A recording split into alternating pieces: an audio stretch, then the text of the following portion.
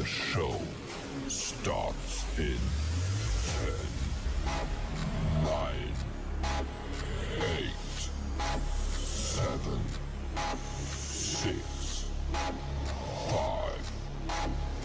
4, 3, 2, 1, go.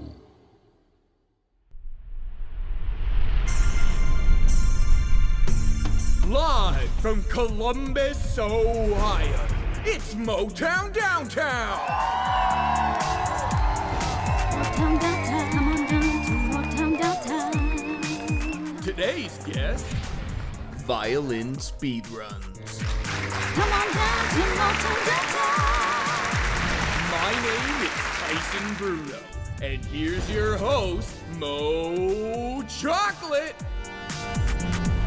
Come on down to MOTOWN Downtown.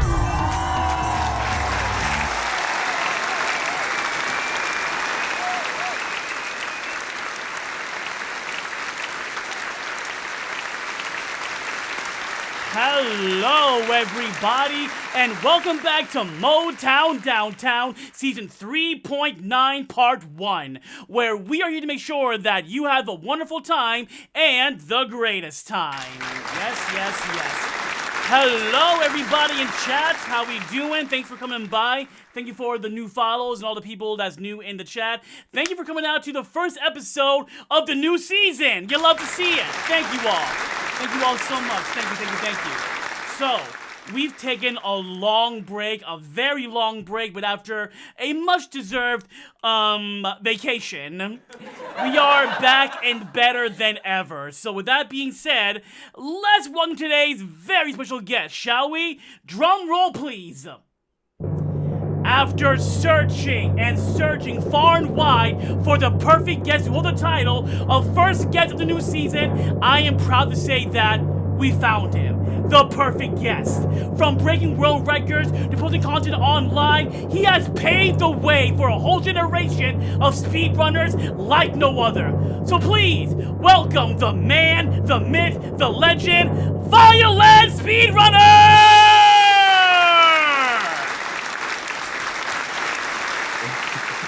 There he is. Hey, thank you.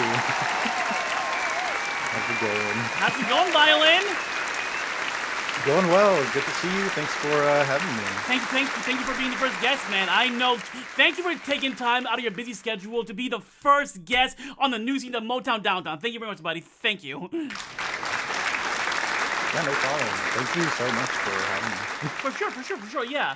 So, first question of the show is, and by the way, Chad, please let me know how the audio levels are, if I'm too loud or too low, or if my guests are too loud, so please let me know and I'll do the right adjustments.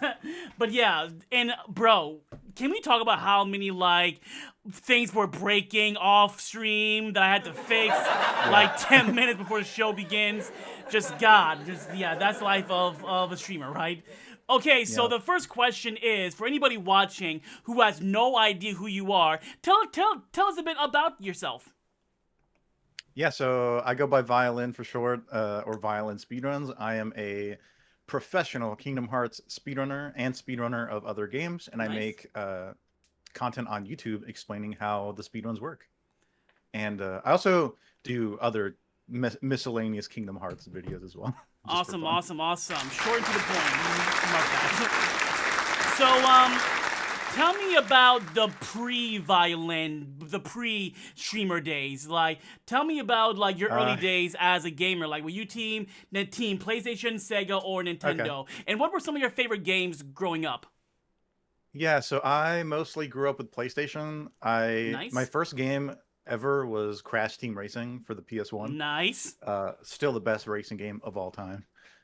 So I grew up with the Crash Bandicoot trilogy and CTR, and I also grew up playing Call of Duty on the PlayStation. Nice. I also grew up with a Game Boy Advance that my mom bought for me, so I played a lot of Super Mario World and Mario vs. Donkey Kong. Very underrated games. And then, of course, I played a lot of Kingdom Hearts on the PS2. I wouldn't be here if I hadn't. Probably my Kingdom Hearts is actually my second favorite series of all time. I think my number one favorite is the Legend of Zelda series. Nice. Um, I've played through Ocarina of Time, Wind Waker, Breath of the Wild, and Tears of the Kingdom, and they're all amazing games. Incredible, Um, incredible. All those games, mwah, chef's kiss. yeah, For real. yep. So okay, it's great games. Now tell me about what came first. Was it you learning how to play violin, or just becoming a content creator? Which one came first?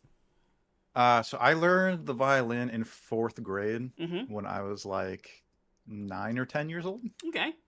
Um, and that came way before content creation. I didn't know what content creation was back then. I guess I saw like a few Fred videos at school, but Fred, that's oh about my it. God, that's a throwback.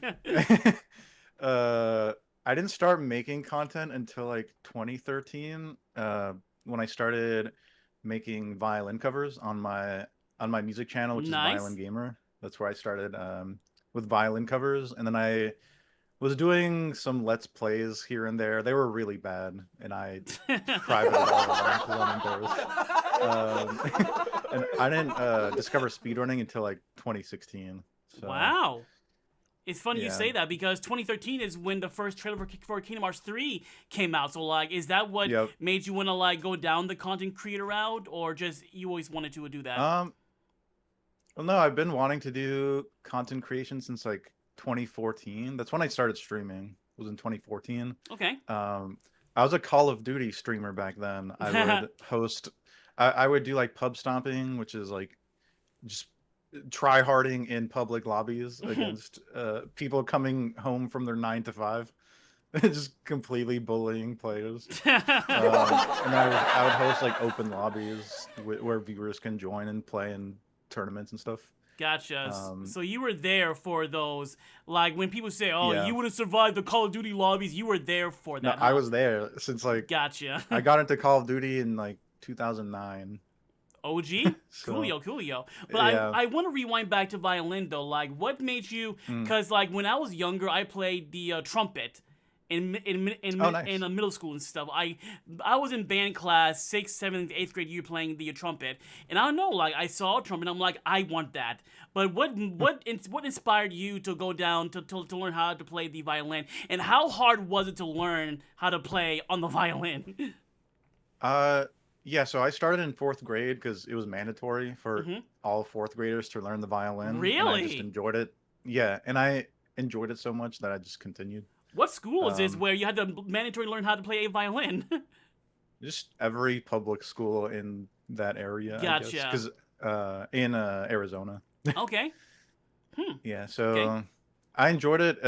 It wasn't difficult for me to pick up, honestly. I was pretty musically intuitive back then as a kid. Like, funny story, in third grade, we were all required to play the recorder, and I was by far the best in my class. So much so that our recorder teacher had me perform a solo at one of our concerts where I played Ode to Joy Oh, completely that by one? myself on stage. The do Yeah. do that one?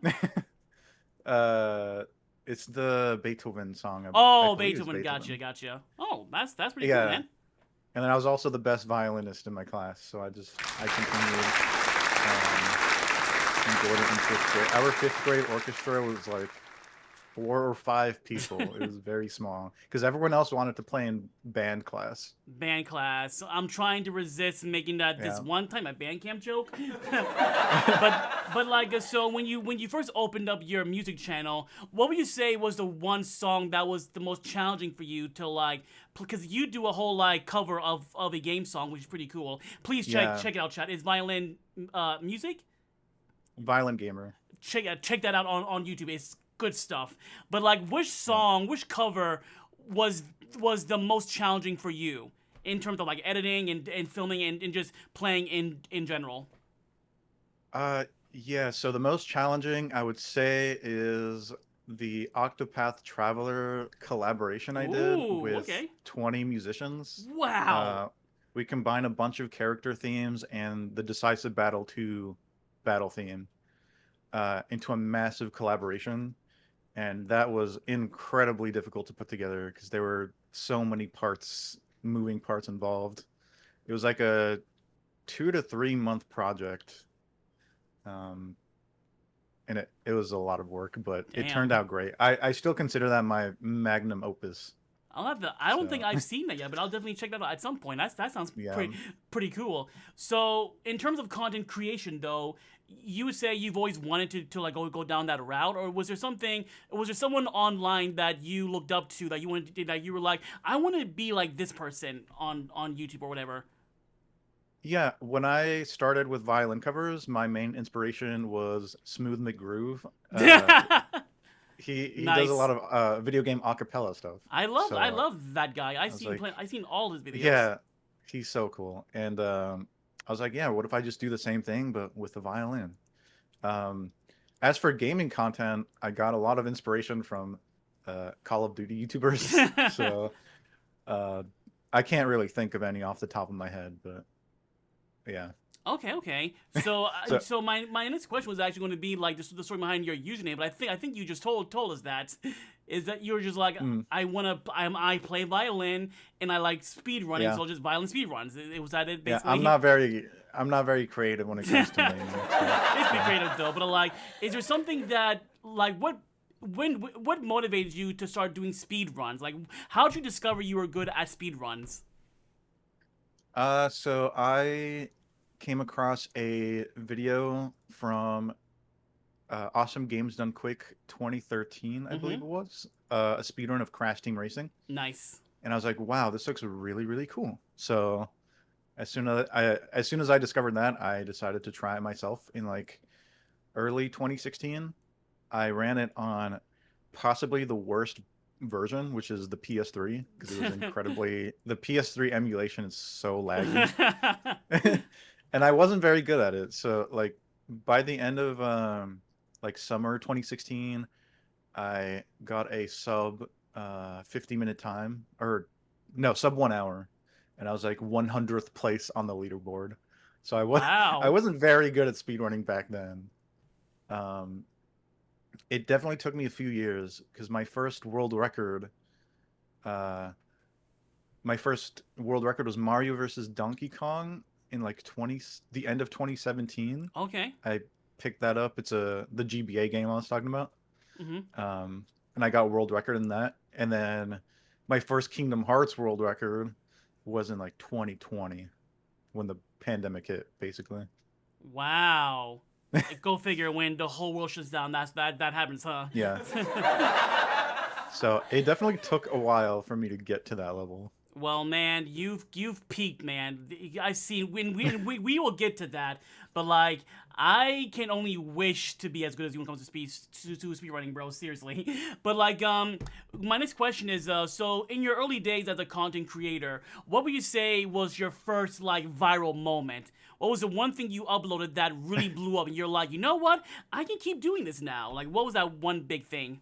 Um, the first thing that comes to mind is a violin cover I did of what was it? Um, it's one of the oh, it's on the tip of my tongue. It's a battle theme from Kingdom Hearts 2. Okay. Um, Rowdy Rumble. So it's the theme that plays when you're like running away from Hades in KH2. Okay. Um, and that video got like 10,000 views, and my mind was blown. I'm like, I want to keep chasing this high. I'm glad. I'm glad. Yeah, that's I mean that's like once you attract the Kingdom Hearts viewers, you're good to go basically. That's pretty cool, man. So my Yeah. next question is actually about your community that you built from the ground up that I'm proud to be a part of. Like shout out to the cold ones that I believe is watching right now. Shout out to Ash, Zolalik, Sabrina, Micah, Dylan, Ben, Dolan, everybody. We all love you to death. Thank you all for coming out tonight. Thank you. For real. And yeah, like, tell me about your thoughts on your community and any shoutouts you would like to give. Oh, my community is amazing. There are honestly too many people to name. Uh, yeah, I may so I guess I'll go over like people I've met in the speedrunning community specifically. Mm-hmm. Um, so the first friend I really made was he went by KaiBlade13, but you know him as Peyton. Cool. we used to race Kingdom Hearts 1 back in 2017, and we would constantly push each other to get better and better and better until we were both top 10 runners in the game. So that was super amazing. Okay. And he's still a great friend to this day. Also want to give huge shout outs to Miss Master 1 and Nintendo. Both of those were my two biggest inspirations in terms of Kingdom Hearts speedrunners that I followed and watched all the time. And they both inspired me to get better at speedrunning and the whole just mentality aspect of it. Because speedrunning, in my opinion, is 90% mentality and 10% skill. Yeah. It's all a mental game. Yeah, I agree. And how you're able to speed run and also maintain a chat that, you know, trying to keep the chat entertained, that is a talent that needs to be studied, but you pull it off, man. So props to you. For real. But yeah, it's probably why I have ADHD. hey, so do I. So it's fine. But like, tell me about the cold ones. Like, you've had this server since like 2018, 19, 16, I think. It's like 2017, I think. 2017, gotcha. And it just grew from my personal my personal community is the Shade Brigade. Gotcha. Yeah, so that started back in like 2020 or 2021. Shade Brigade, I like that. Yeah, in my KH1 speedruns, I would during one of the gummy missions where you're flying to Neverland, I would put on my sunglasses and play a song called Brain Power, and we would just jam out. That's funny. And find out whether Neverland appears or not. That's a whole RNG thing. So that's where the term Shade Brigade came from. Okay. I'll have to join that. I don't think I'm in that server. I'll have to join that at some point. So this is the question I ask all my guests when they come on. What is the one game that gave you the best streaming experience and the one game that gave you the worst streaming experience? Oh, best streaming experience. Yeah. Probably Kingdom Hearts Melody of Memory, because that's the first brand new Kingdom Hearts game that I played on stream that people actually watched me for. Because I also streamed Kingdom Hearts 3, like my first playthrough of that on stream, but back then I had 0 followers. Everyone was watching like the bigger streamers. So it was really special streaming Melody Memory for the first time when I actually had a following and people wanted to tune in. And that was really, really fun because I was the first person to beat every song in Melody Memory with a full performer mode combo and all excellent at the same time. Wow. And that was like a month-long grind. And GG. It was super duper fun. And that's what started my violin my gaming channel. Okay. Because before speedrunning content, I did Melody Memory videos.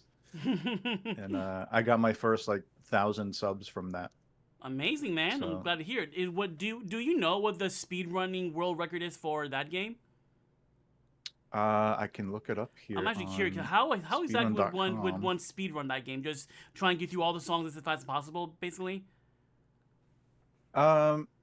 Yes and no. So there are different categories for speedruns. The main category is any percent, where you try to beat the final boss as quickly as possible. I see. And that requires you to take a very specific route to be in the songs for the least amount of time that you can. Because some songs are longer than others. And gotcha. To beat the final boss, you don't have to beat every song. You just have to beat a certain amount of songs. Okay. I was just curious. So the world record right now for any percent is 2 hours and 52 minutes and 40 seconds by Preferred Whale. I know Preferred Whale.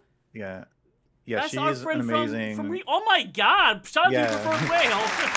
I know that friend. Yeah. Wow, small world. World record, nice.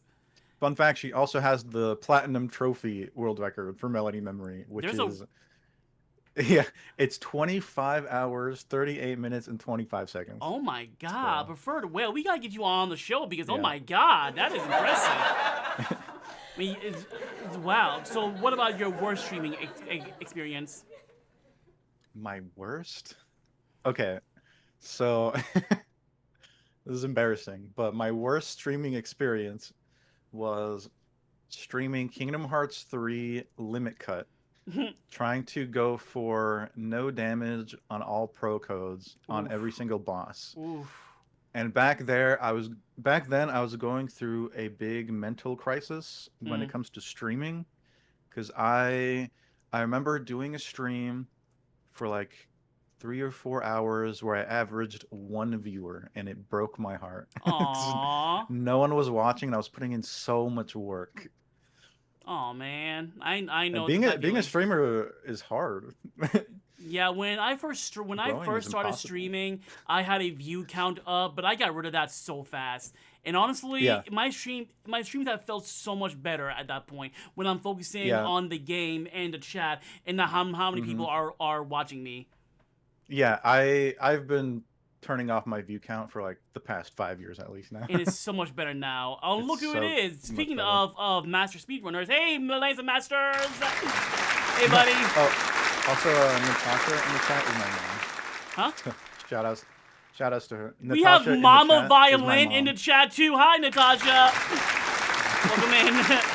Can one of my mods give a shout out to Lance the Master, please? Love you, Lance, and I'll see What you up, at Lance? Reconnect next year. Yes. So last question before we go on to the next topic.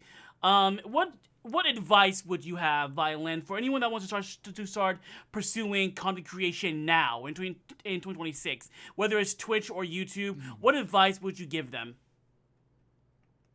Okay, so I can go the whole route of have fun, yada yada, but I'm gonna give more practical advice. The number one most important thing when it comes to streaming and content creation is having good audio. So focus on that. And then for YouTube specifically, you want to pick one niche and just stick to it. And it's better, like for example, my niche is Kingdom Hearts, Yeah. but I'm trying to close in on the speedrun niche. I've been struggling with that. So I'm going to be doing more speedrunning content going forward. Okay. So just stick to one thing you're good at that you can make interesting. And then it's good to have some sort of script to follow so you're not just randomly rambling. What was that? Yeah. So sometimes my AC unit like starts up and it makes my light flicker. It's weird. Gotcha. No worries. But yeah, pick one niche that you're really good at and make a script that you can follow so your video is concise and to the point so people don't have to wait around to get to the meat of the video. Okay. And then diversify your content across different platforms. Because if you are just doing live streaming and Twitch, for example, you're probably not going to grow. You want people to funnel in from other sources. YouTube is the best place to grow because they have the best algorithm. But you also utilize short form content like TikTok and YouTube Shorts and Facebook Reels and Instagram Reels. Just post all of your shorts to all of those different platforms and you'll get so many more eyes on you. Shorts have really changed the game up big time. I remember I posted one short, just a stupid little meme short, and it blew up. Like, I literally went from like probably 1,000 subs on YouTube to 10,000 subs on YouTube off of one short. Yeah. I'm like, what the fuck? Really? Exactly. Yep.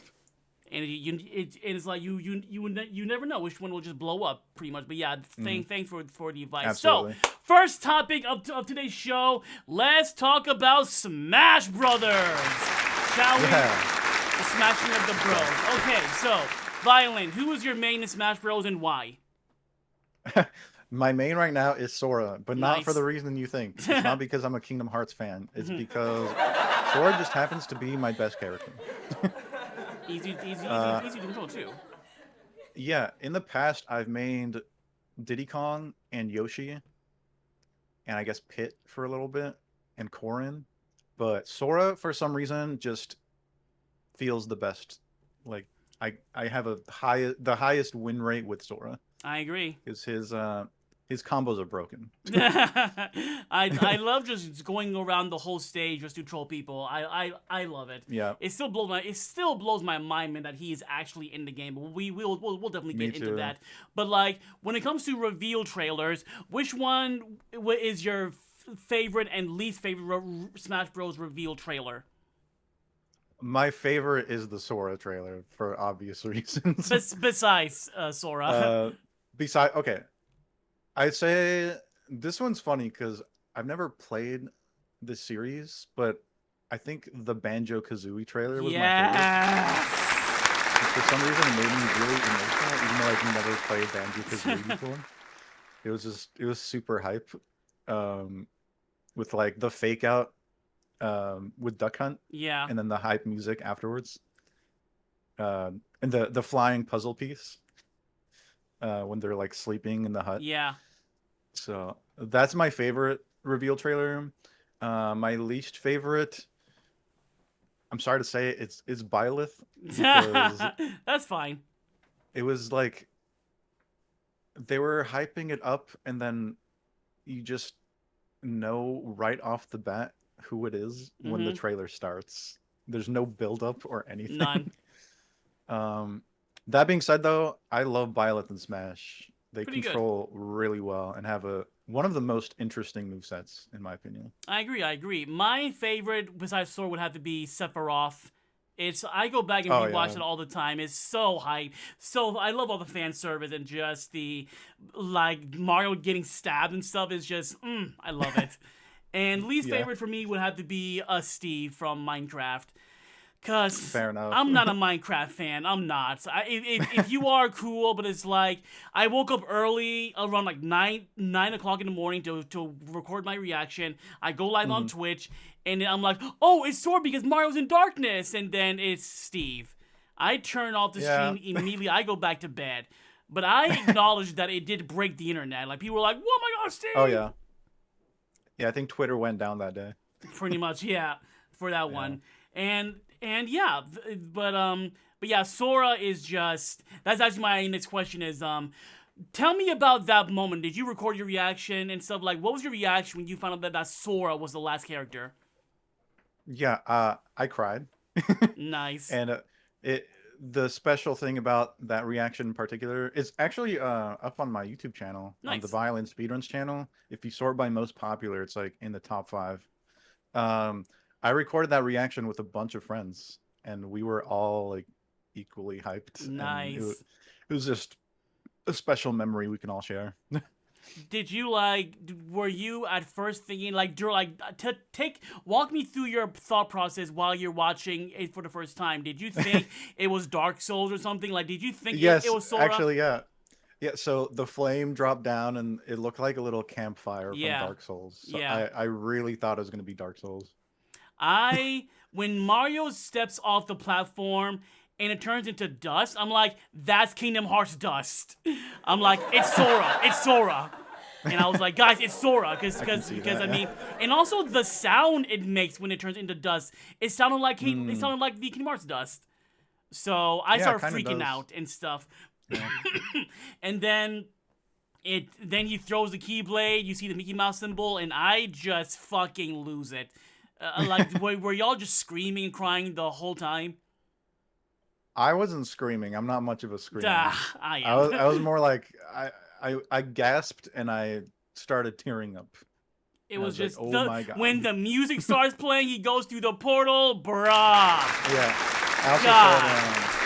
I also said people must feel so stupid because the previous day, literally the day before Sora was revealed, I had like a big argument on Twitter with someone who's like, Sora's never gonna get added to Smash. Dumbass.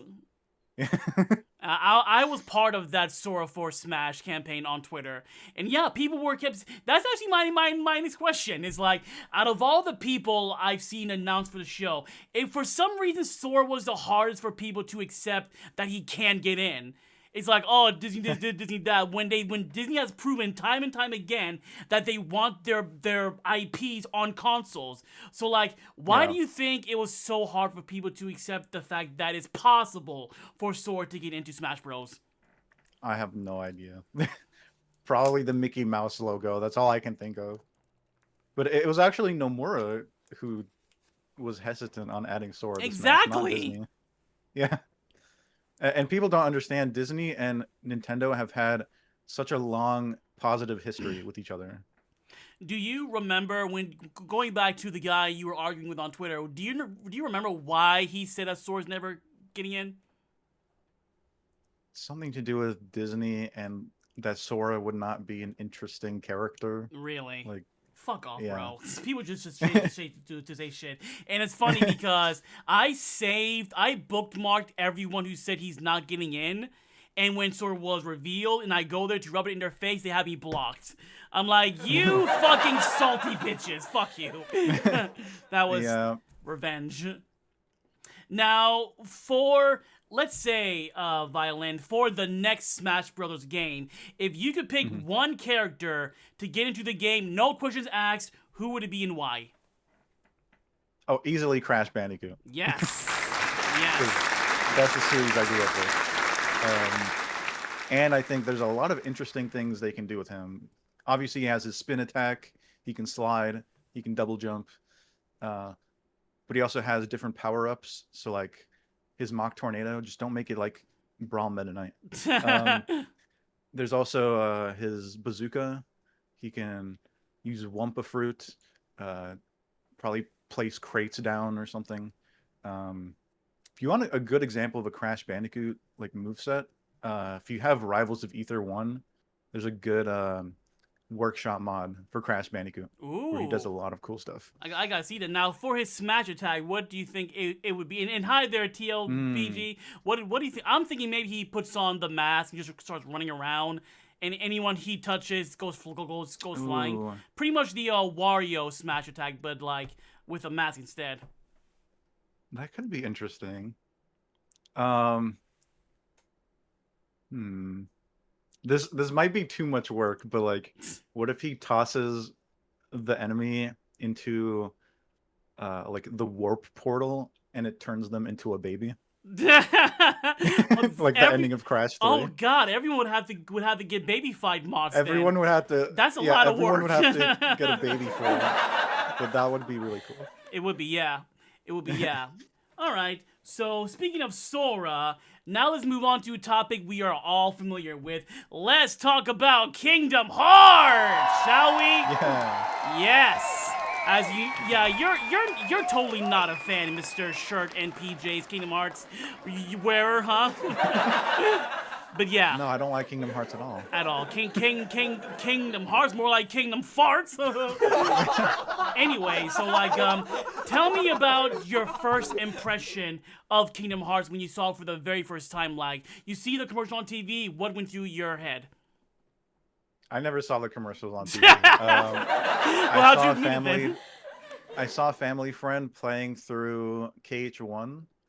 He was in the Dive into the Heart section, and I thought, wow, this game looks really cool and mysterious. I didn't even know it was a Disney game at the time. I just thought it looked like a very interesting game. And then I learned that there's Mickey Mouse. Well, not really, but Mickey Mouse is in the game. Wow, I really want to play this. So yeah, I just thought it looked cool and mysterious, and I wanted to experience the story. So you played like OG Kingdom Hearts on the PS2 with you can't skip cutscenes and stuff. To R2 and L2 to look around and stuff. Yeah. Oh my God, how'd you do it? Well, tell me about your first time playing vanilla Kingdom Hearts 1. What was that whole experience like? It was very magical. I was like 8 years old, so my memory is a little hazy, but I remember this moment where I encountered Anti-Sora, and then my heart just started racing. For some reason, Anti-Sora was very scary to me. So that's the memory I remember the most as a kid. And then spending countless hours trying to beat Kurt Zisa and Sephiroth. Oh, man. And then after hundreds of attempts, I finally beat them, and I was so proud of myself. Hold on, wasn't Kurt Zisa in Final Mix though? No, Kurt Zisa was in the original English release of I didn't know KH1. that. I thought he was only. Yeah. I never knew that. Wow, cool. Yeah. Um, the original Japanese version never got Kurt Zisa. They only got Phantom. I see. And then in the English release, they added Kurt Zisa and Sephiroth. I learned something new today. Nice. And then Final Mix added Unknown. Okay, so I mean, I know you said it was a long time ago and stuff, but like, do you remember how did you struggle with the final boss as a kid, or like? I don't think so. Yeah, because when I played it for the first time, I was struggling because I had no idea there were like 25,000 phases for this guy. So the fact that people had to go through all that with unskippable cutscenes and R2L2, I'm like, how did y'all do it back in those days? Seriously. No, the story boss I struggled with the most was Riku Ansem. Okay, yeah, I can understand that. Yeah. So then after that, I'm guessing you play the rest of the games as in release order. No, I played Kingdom Hearts 2 next, not knowing about Chain of Memories. Okay, And, me neither. I was like, who is this purple or pink-haired guy in the opening? I don't remember that. But I loved KH2, not as much as KH1, but I loved KH2. Mm-hmm. And then I found about Recom afterwards, and then I tried it. I didn't really vibe with it. I got to like the final Vexen fight, and I got stuck, and I gave up. And then I just watched the cutscenes on YouTube. Gotcha. I was that one before the rematch 1.5 came out. I was that one fan. I was like, if it's not Kingdom Hearts 3, I'm not playing it. Like after Kingdom Hearts 2, I skipped Birth by Sleep. I skipped Dream. Every single game. If there wasn't a 3 in it, I didn't want it. Besides 3D. But it's like, it wasn't until after I played the remasters that I'm like, okay, now I'll play. Because I didn't have a PSP, so I couldn't play Birth by Sleep. So when 2.5 came out, it was my first time ever playing, and I loved it. So yeah, it was a great series. And that's actually my next question is like, well, what was the long wait for Kingdom Hearts 3 like for you? Like for me, it was torturous, but what was that like for you? Honestly, didn't mind it at all because I had other things to do. Breath of the Wild really held me over, to be honest. Nice. Because that came out in 2017, and I was immediately hooked.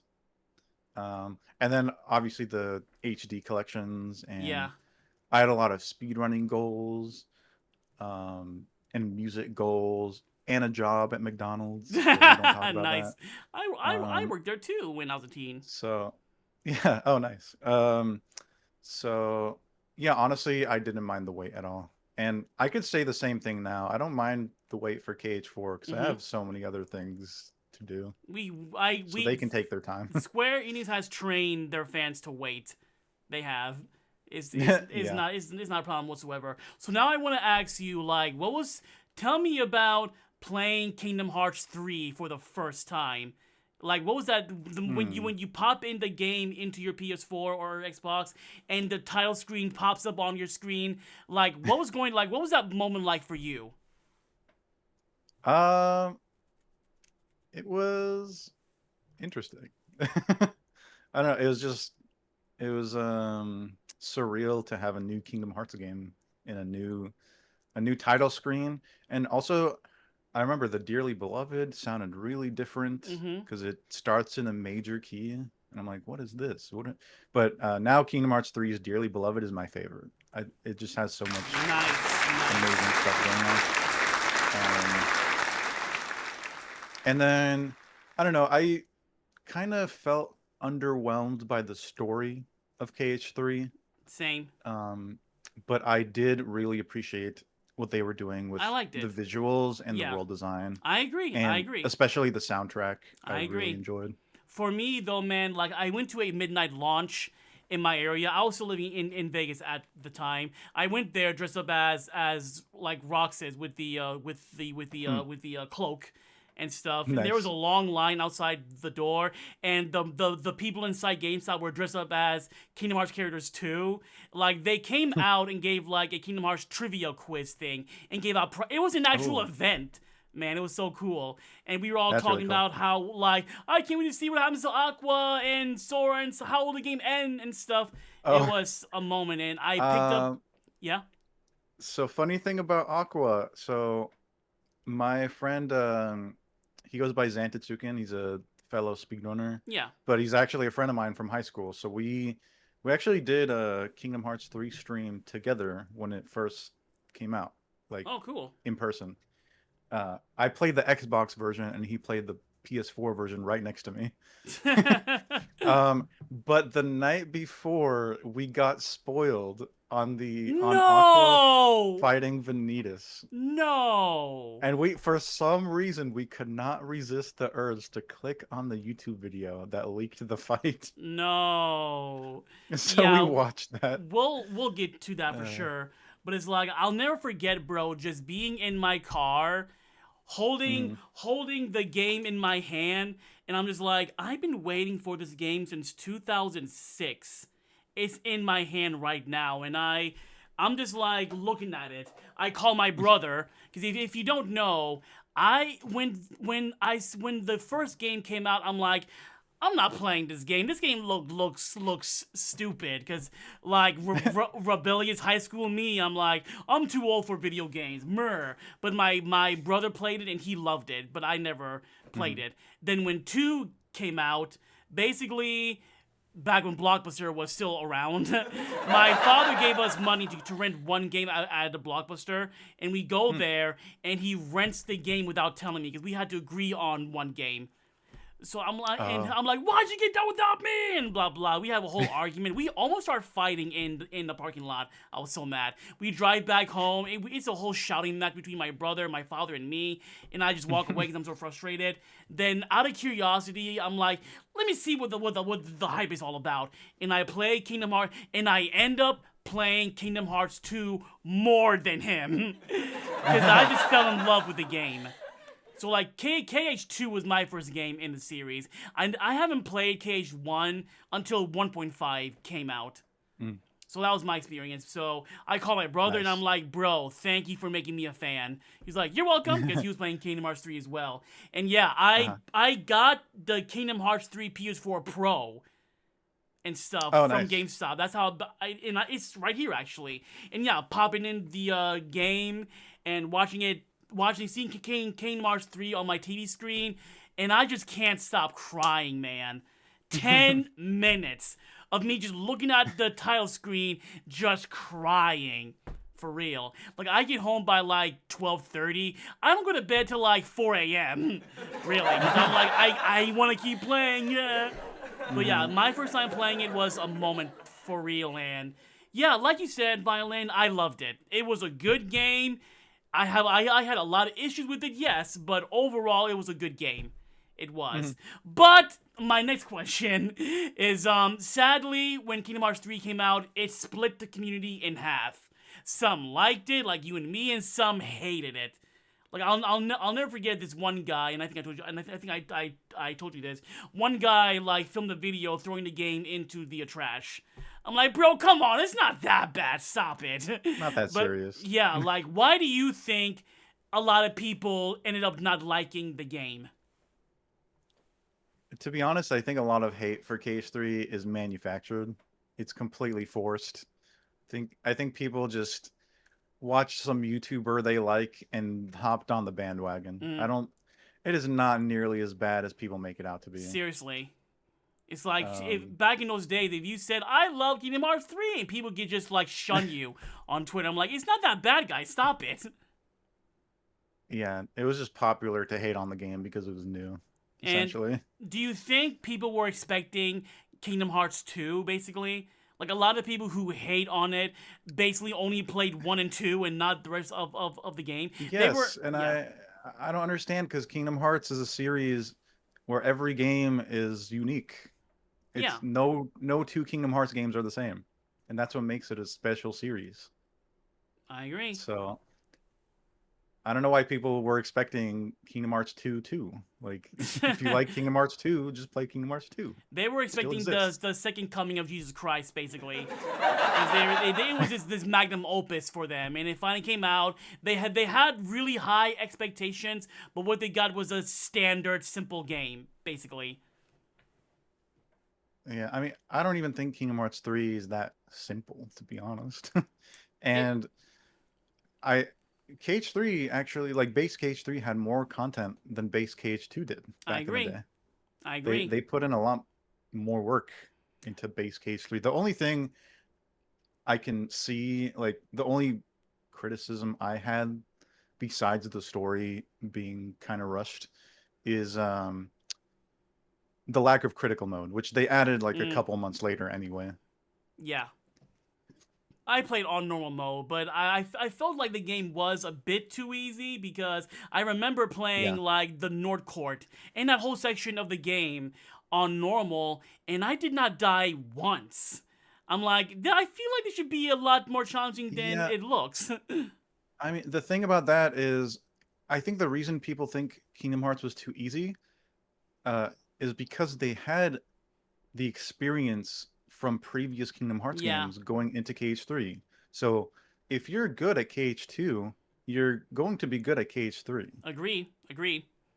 Because base the numbered Kingdom Hearts games have the same general formula, and same like the same mentality of like blocking and attacking, using magic, dodging, you know, all that stuff. Yeah. It's just a natural skill that carries over to the next game.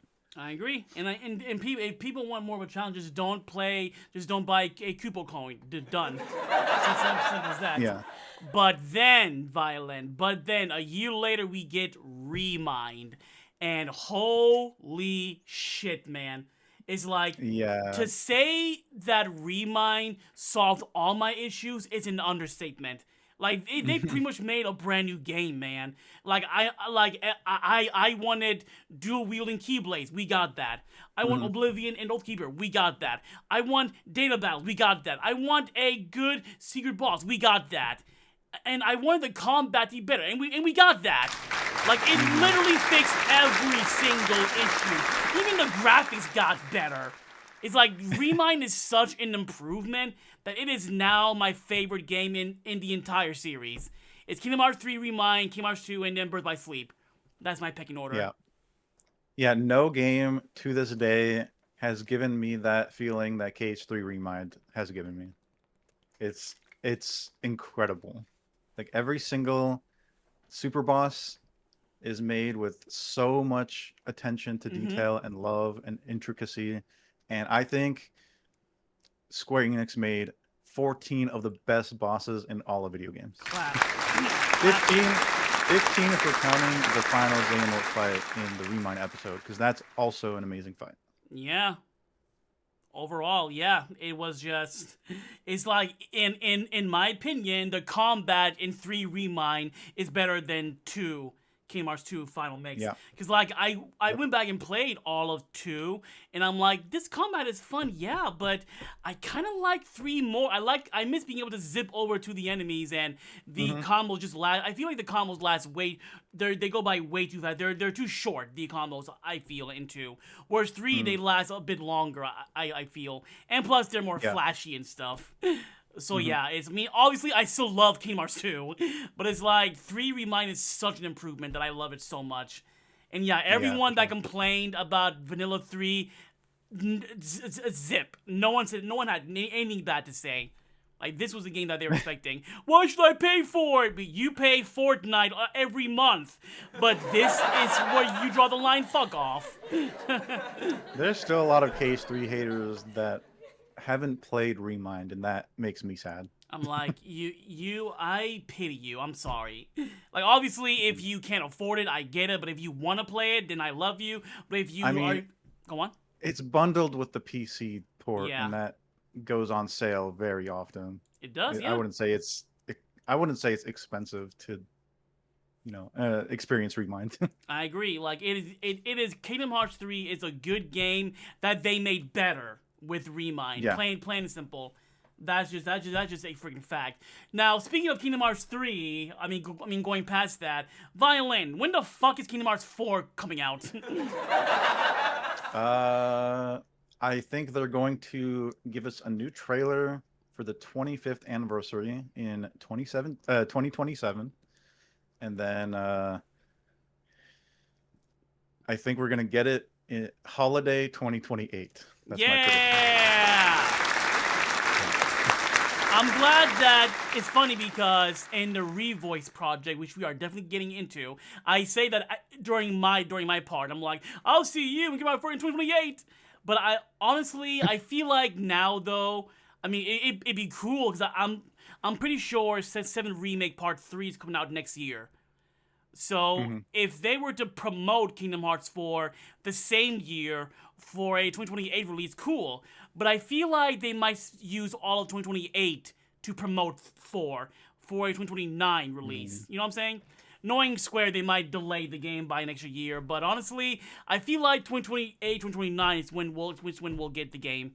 I feel. Yeah, I mean, I'm expecting anything at this point. Like, my prediction is 2028, but I expect to be wrong because this is the Kingdom Hearts series we're talking about. Exactly, yeah. And speaking of Kingdom Hearts 4, what are some Disney worlds you would love to see in Kingdom Hearts 4? So I want my first choice is Coco because that's my favorite Nice. Pixar movie.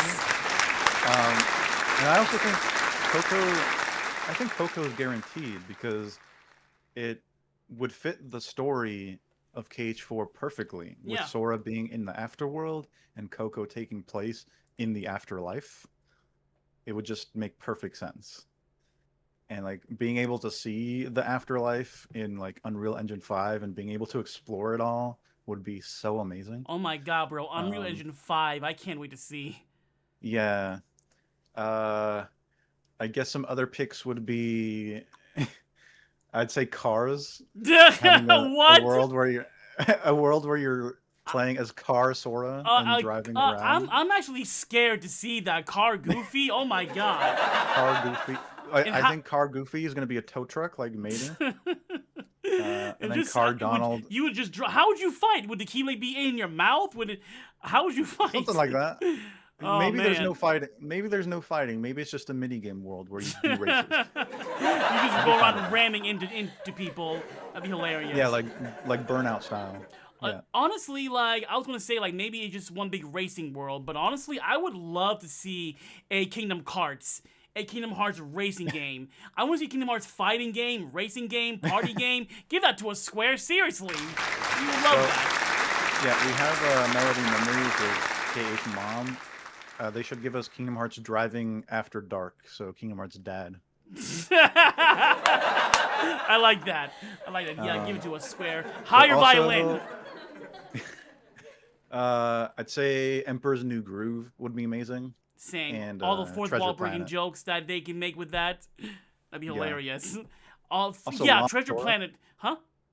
Llama Sora. Yes, and I feel like Doll and Goofy would be different animals too. But yeah, I would love to see just how all the fourth would Cusco interrupt the game and stuff like he does in the movie. I gotta see that. You'd be in the middle of a boss fight and Cusco just pauses the game. He's like, hey, it's about me, not him. Okay, go on.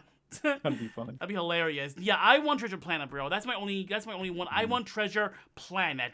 That's all I want. Yeah. But my like clown makeup like hope is a Disney afternoon world. Where basically they go to like a section of the map where they're like mini worlds. You go to the DuckTales world, the Chip and Dale Rescue Rangers world, the Goof Troop world, like the Tailspin Phineas and world. Ferb? Yeah, or that too. And like you see all these characters before they started working for Mickey. Like I would love that. Or a world based on a Goofy movie. I would love that. Yes. Like I can see the Power Line concert being like a music mini game, basically. Mm-hmm. That bro. We need Max Goof in Kingdom Hearts. Yes. Max? Imagine having Max as a companion in that world. Seriously, like just. But I feel like I feel like, do you think Star Wars will be in Kingdom Hearts 4? Oh, it's going to be in KH4 because it's in the trailer, Yeah, first of that all. one leg thing, yeah.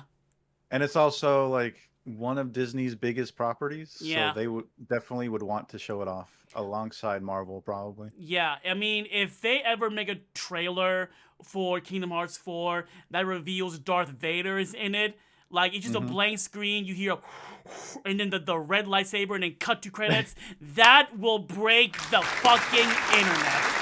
That That'll alone break will it. sell 5 million copies plus. Exactly. Now, speaking of trailers, though, now whenever they start promoting Kingdom Hearts 4, I plan on watching like 3 more trailers, and that's it. Mm. How about you?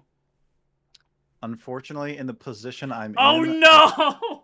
think I'm gonna have to watch all of them Oh because no man. one's gonna stop talking about them in my chat. Exactly. Because my thing is, like, after the Dark Aqua reveal trailer for Kingdom Hearts 3, I stopped watching.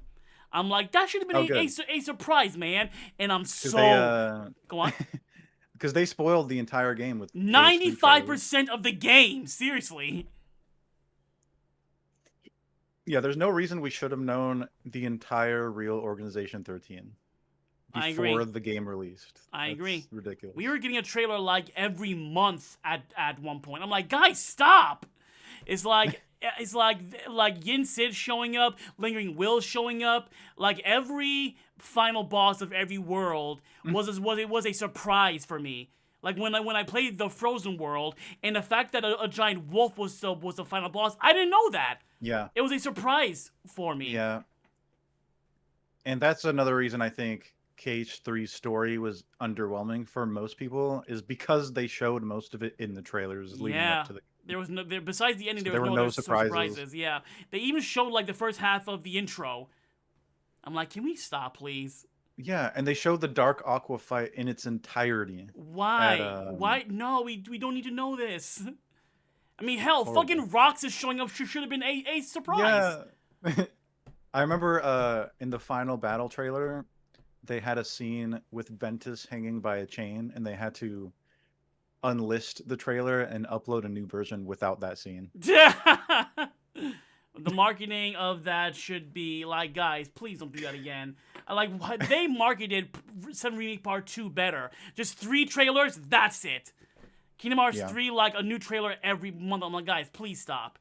So I hope they Yeah. learned their lesson with 3. I hope so. Whenever they start promoting, I'll watch 3 more trailers and that's it. I'm already Yeah, sold. and You go on. I think they have learned their lesson, honestly, because they're clearly working on the game still. And Yeah. if this was like 2013 era Square Enix, they would have shown a lot more by now. That's very true. Yeah. Now, speaking of Kingdom Hearts, Violin, you actually got to voice some characters in a recent mod that you and I are totally not a part of, called the Yes. Kingdom Hearts 2 Revoice mod. Tell me about that. If y'all don't know, it's available right now on Nexus mod, actually, where Violin and yours truly got to voice like what 12 characters in the. I voiced 12 main characters and some extras in Atlantica, so 13. Gotcha. Yeah, it was directed by the legendary Master Sabrina Stratz. Shout out to Sabrina. We love you to death, friend. And yeah, it was an amazing experience. But like, for you, tell me about like when they pitched it to you to all the way to when the mod came out. What was that whole experience like for you? I was very excited. I was very on board and very excited from the very beginning. I wanted to voice as many characters as possible, and I'm glad I got the amount that I did. I actually didn't have a lot of voice acting experience before that, besides I'm a little surprised 'cause thing. you're so good at it. Yeah, and I'll get to that. So I actually voiced Zemnis in a small fandom project for this event that I hosted called Kingdom Hearts Experience the Magic. It was an online Kingdom Hearts speedrunning marathon with Nice. some casual showcases in between. And for one of those we did a whole fan dub of like we chose like one cool scene from each Kingdom Hearts game and voiced over those. So I voiced Leon in KH1 during the scene where Sora, Donald, and Goofy meet for the first time Nice. in the third district. And then I voiced Xemnas in the Dream Drop Distance scene where Sora's about to fight Xemnas. Okay, cool, man, cool. So I had experience voicing both of those characters, which I also voiced for KH2 Revoiced. Nice, nice. So yeah, when it comes to KH2 Revoiced, I really surprised myself because I did not think I would be a good voice actor, and I think I did a great job with most of my characters. Beyond a great job. You did fantastic. Like your low voice fits so well with a lot of these characters, and even like when you're playing like fun characters using your like fun voice. I'm like, that's violin. Wow, pretty good. Like your goofy voice is so good, man. So good. Oh, thank you. Yeah, Goofy was fun. Dale was silly. I had too much fun with Dale, honestly. We all had too much fun, and honestly, man, I kind of miss it. If I'm being honest, miss like I'm sure we'll do another for sure. Yeah, project. for sure. Yeah, it's now. What was it like for you playing the mod? Like, what was that like? Oh. And I apologize for your eardrums. No, it was a lot of fun, full of laughter, and my viewers really enjoyed it, so I'm happy about that. I am the most happy with my Iago performance. Cause I'm just like, I feel I like love Gilbert Iago. Godfrey would really like this. If not to toot my own horn or anything, but I feel like I do a pretty good Iago impression. You definitely captured the spirit of Iago and the chaos that comes with it. I loved it. That's one thing that I learned doing this is that I always tend to go for the memes, the jokes, the chaos. But there were multiple times where Sabrina was like, "Mo, less R-rated jokes and more like PG jokes, please." I definitely had my concerns with that, but it ended up being very, very fun. Yeah, overall. My favorite character to voice was Xemnas. Nice. And I mostly played him. I played him like 99.5% seriously. And I made a couple jokes in the battle quotes, but that's it. You think maybe you can give us a small, for those who haven't played the mod yet, you think maybe you can give us a small sample of your Xemnas voice? Okay, let me think. Anger and hate are supreme or something. Anger and hate are supreme. There we go. I wish my voice could get that low. Hi, Kelly. My favorite one is and hi, Uni. Indeed. Hello, friends. Thank you for coming in, friends. We love you. So, so moving away from Kingdom Hearts now onto a more of a Kingdom Hearts event. Let's talk about Reconnect, shall we? Yeah. What's up? Yeah. And tell me, like, because I went to Reconnect in 2023 and last year, but you were there like for the first one, right? Yeah, the first one was KH20. known as KH20. It was very, very fun. I met a lot of friends there that I had never met before. And I showcased Blindfolded Yozora in person for the first time. Oh. So that was exciting. Very nice. What so tell me, like, compared to all three of the events, like, which one would you say you enjoyed the most? I would say I enjoyed KH20 the most. Okay. Just because of how close knit it was. It was a small room, right? It was a lot smaller than the past two reconnects. KH20 was a lot more low key. There were a lot more events that involved everyone, which we can't really do with such a large group now. Yeah. Like, for example, we had everyone in the room do like a gameplay challenge in KH1, 2, and 3. Where we like split up into teams and we got to see like who'd be able to do as much damage on Sephiroth as possible, or Yeah. Lingering Will, or Yuzora. And then we had a pin the tail on the Eeyore, I think it was. Was it Something like that. okay? Yeah. Um, and then I remember we also, the winning team got to beat up um, a pinata of Donald Duck. I remember that. Beat With the the bat. duck. Beat the Yeah. duck. Yeah. Before stick. It was Yeah. beat the duck. Absolutely, yeah. It We was- all just went outside into the parking lot and started beating up Donald Duck. This was you're not healing us. Yeah, Right. I mean, honestly, I don't remember why I didn't go, but I wish I did. Because honestly, bro, I love going to these events, man. There is no greater feeling in the world than meeting your online friend for the first time, man. And I gotta say, Yeah. like when I went to my first in 2023, I was like intimidated by you, if I'm being honest. Like this is before we started. A lot of this is people before have you told met. me that. I'm just a chill guy. You can walk up to me and say hi. Just a chill guy for sure, but it's like I guess because like you were this big like Kingdom Hearts speedrunner, and I'm this little guy who doesn't speedrun at all. I'm not worthy to talk to this guy. That's how I felt. But I think I said I'm just a regular guy. I think I said hello to you at Reconnect, right? I think I did. Yeah, we took pictures together. Yeah, I said hi to everybody. I'm a very You also came to our hotel and shared your buffalo pizza, yeah. pizza. Yeah. Yeah, the first one in 2023 I met where I didn't know you that much back then, but the one last year I knew everybody. So I'm like hugs for everybody, pretty much.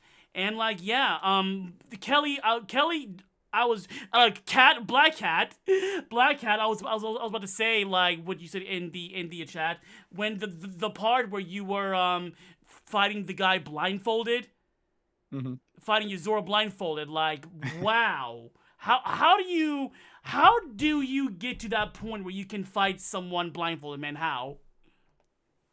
Well, first I had to learn the fight normally, and then I had to learn the fight with all pro codes and be good enough where I can beat him consistently.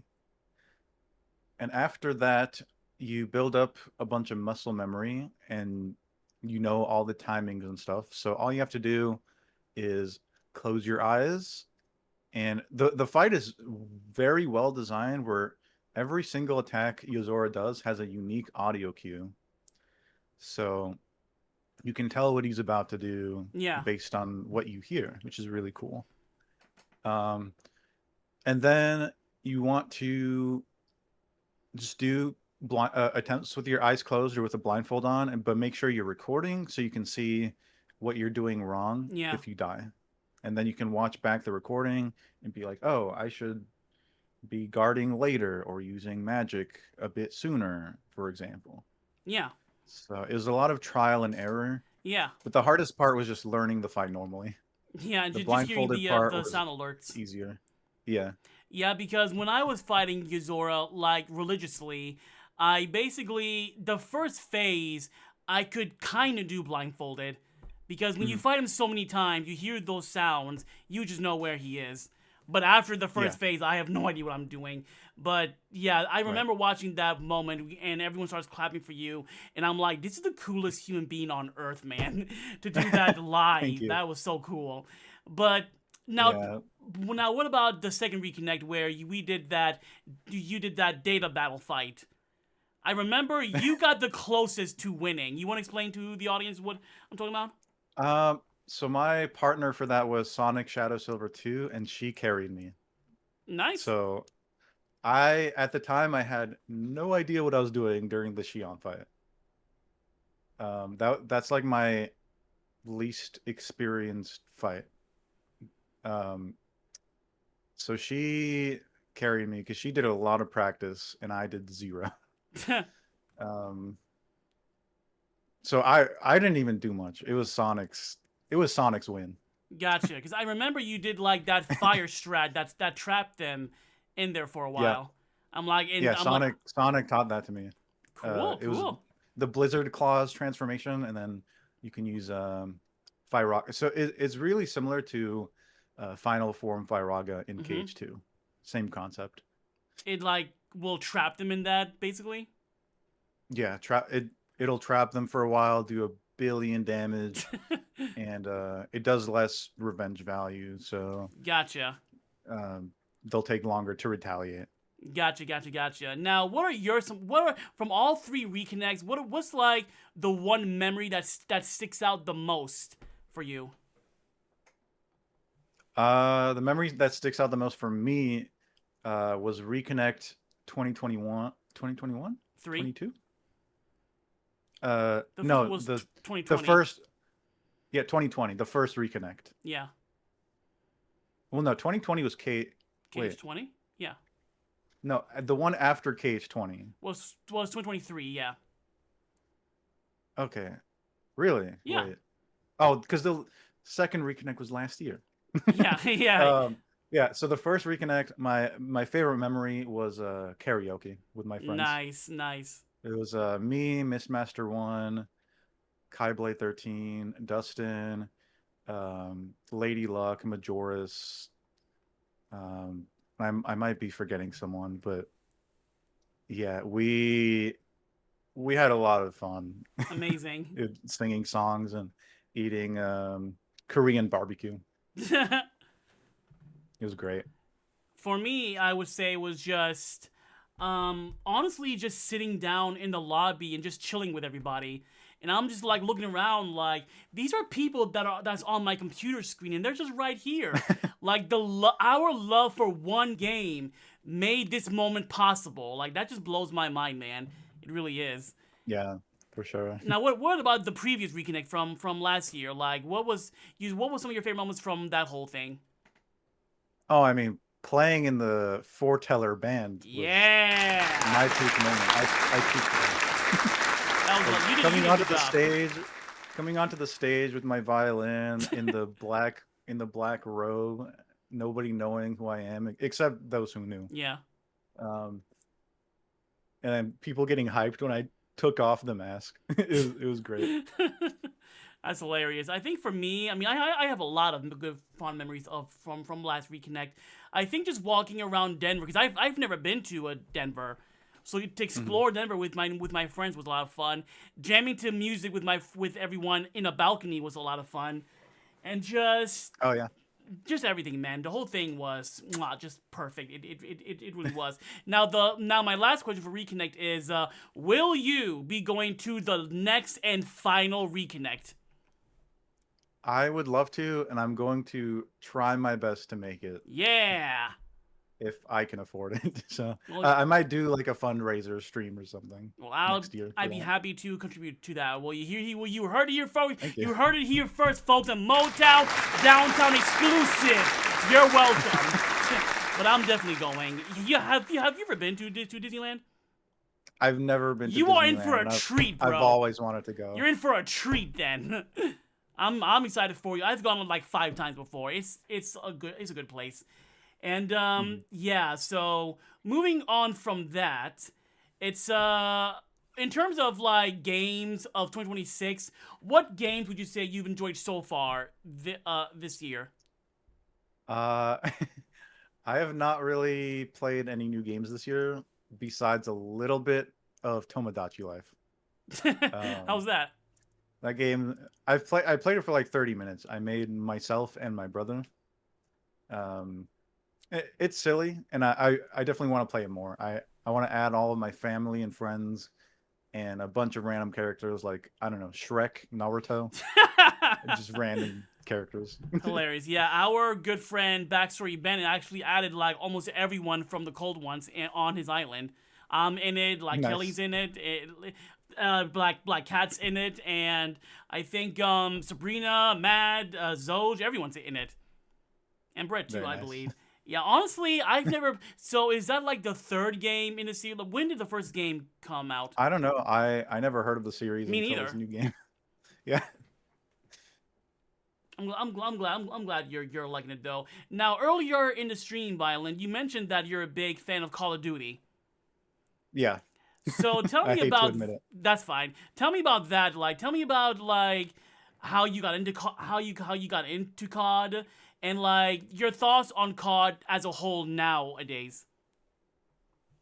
So my first Call of Duty game was Call of Duty 4 Modern Warfare. Okay. I visited a family friend's house and played it a little bit there and really liked the gameplay.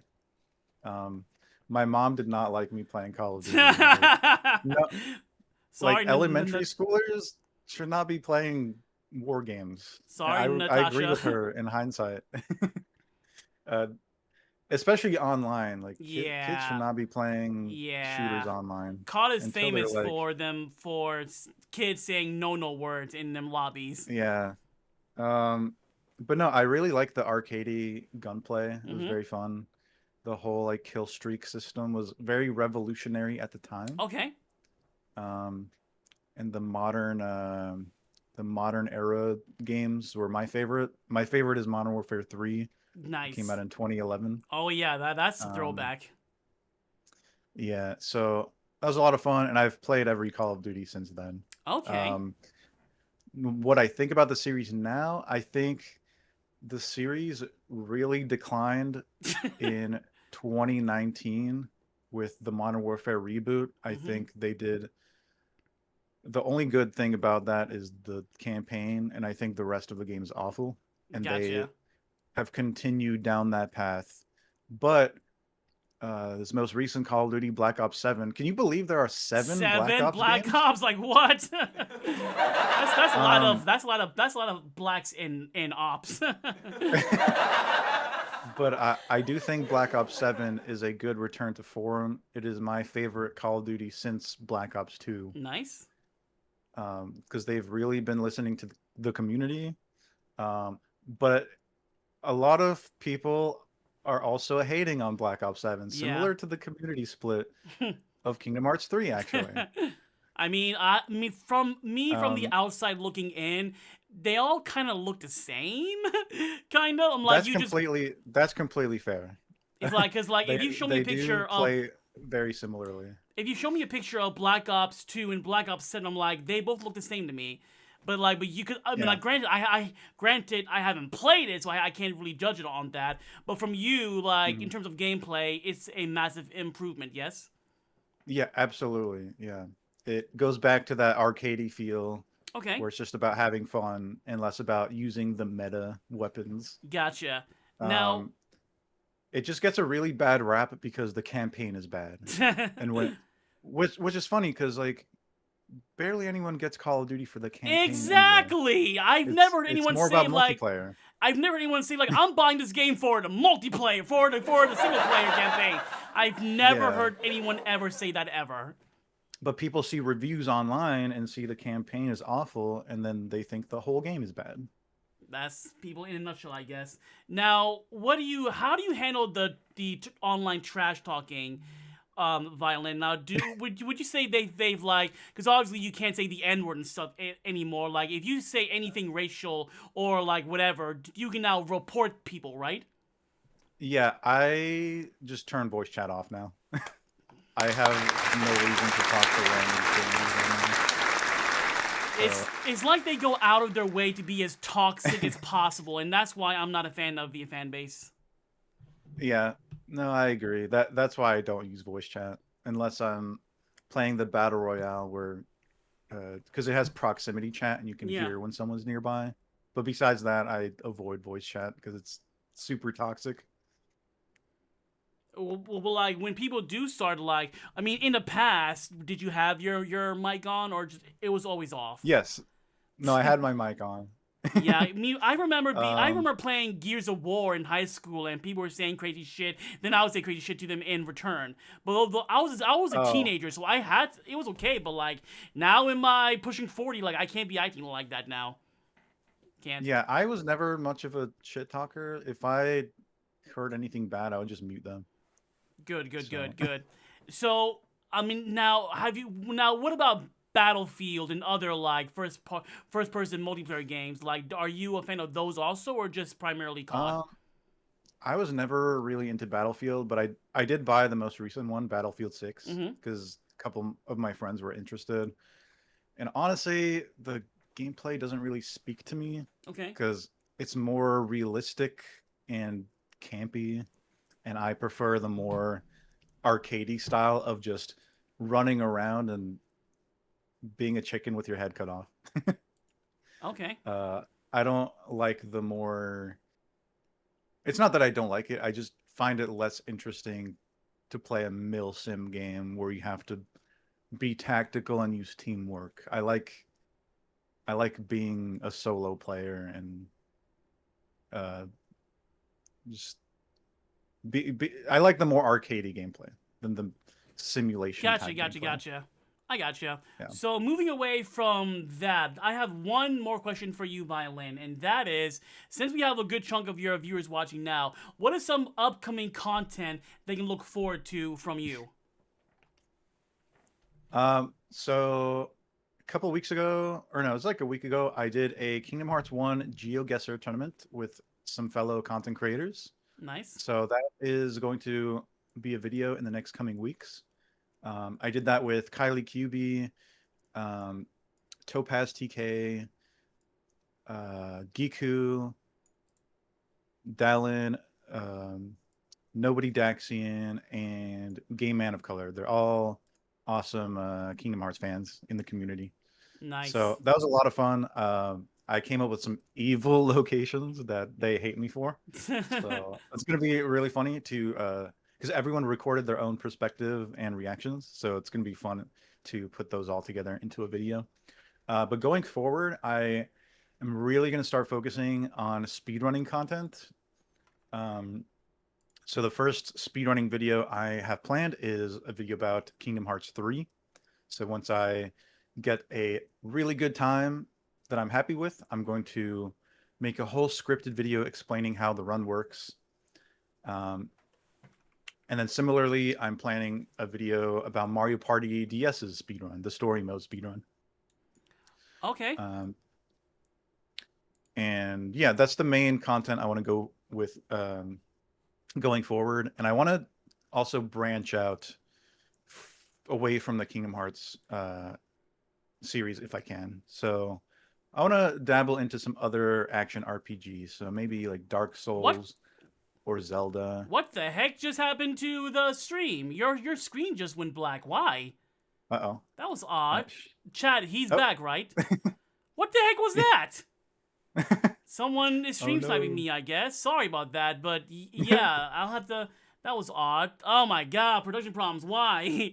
Okay, sorry about that, Chad. I have no idea why that happened, but carry on, Violin. And the big thing, after I finish running KH3, I am going to attempt to get world record in every version of Kingdom Hearts 1. So that's the PC ports, the PS4 and Xbox ports, the PS3 version, and all 3 PS2 versions. Gotcha. So we'll see how well I can do, because they do all behave a bit differently from each other. Perfect. Also, hi, Brendan. Thank you for the watch streak. Thank you, Brendan. All right, so with that being said, let's, now we're going to fast forward to, hold on one second. The thing dropped. Ugh. Here we go. Now we're gonna end the show with the, wow. What is happening today on today's show? Anyway, we're gonna wrap things up with the fan favorite section of the show called Top 10 Questions on MOTOWN Downtown. Top 10 questions. You got the questions. Top 10 questions. I got the answers. Top 10 questions. Better get your answers ready. Where I will ask my guests 10 questions courtesy of Inside the Actors Studio. So, Violin, are you ready? I'm ready. Let's go. All right, so the first question is, what is your favorite word? My favorite word? Yep.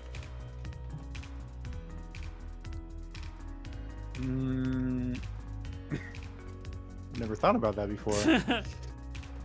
Subscribe. Cool. What is your least favorite word? Canceled. What makes you happy?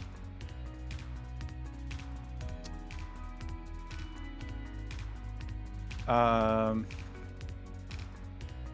cat. Aww. What makes you upset?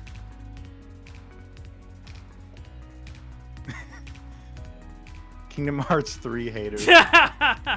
Hilarious. So, what sound or noise do you love? Owen Wilson saying "wow" because that's the sound that plays when I get a best segment in my stream. Hilarious. So, what sound or noise do you hate? The rumbly in my tumbly. So, Violin, what is your favorite curse word? I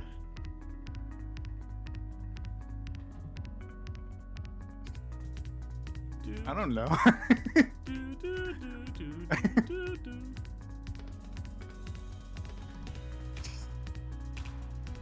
Yeah, I got nothing.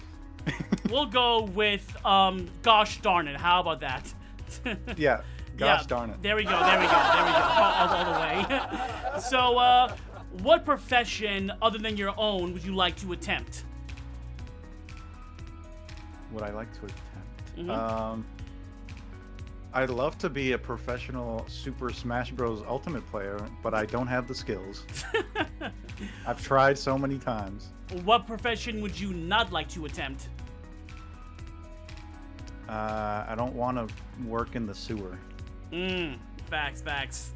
All right, last question is, if heaven exists, what would you like to hear God say when you arrive at the pearly gates? Come closer. One more round of applause, please, for our great and illustrious first guest of the new season, Violin. Hype in the chat, y'all. Hype in the chat. An hour and 23 minutes. We right on time. Perfect, too. Well, thank you, Violin, again, for coming out tonight. Thank you all for coming out tonight as well, chat.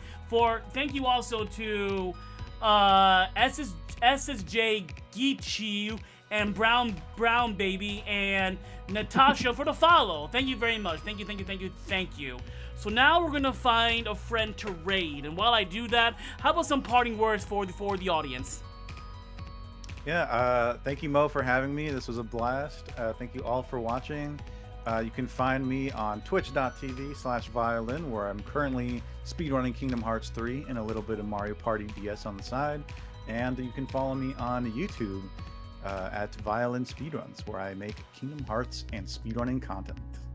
Perfecto. That was so well put together, too. And I want to say, if you're interested in running the Kingdom Hearts series, you can join the Kingdom Hearts Discord server, which you can find on on speedrun.com/KH3 and any other Kingdom Hearts leaderboard. If you're interested in running KH3 or any other Kingdom Hearts game, we have a lovely speedrunning community of wonderful people who are willing to help you get started. And it's not... Learning how to speedrun is very easy, and it's a lot of fun. I highly recommend it, even if it's just a short game. Amazing. So we're gonna go raid my friend Ashzard, and I always have my guests decide the raid message. So what's gonna be the raid message, Violin? We'll go with the classic Shade Brigade raid. Shade Brigade. Shade. How do you spell brigade? BRIGADE. BRI what? GADE. My spelling is shit, guys. Fuck off. Yeah, just copy and paste that in chat, y'all. But thank you all again for coming out tonight. I will be back on Monday with more Pragmata. And when's the next time you'll be live, Violin? I'll be live on Monday with Kingdom Hearts. There you go. Two of us will be live as well. So thank you all very much. Have a good weekend, and I'll catch you guys next time. Bye-bye. Bye-bye.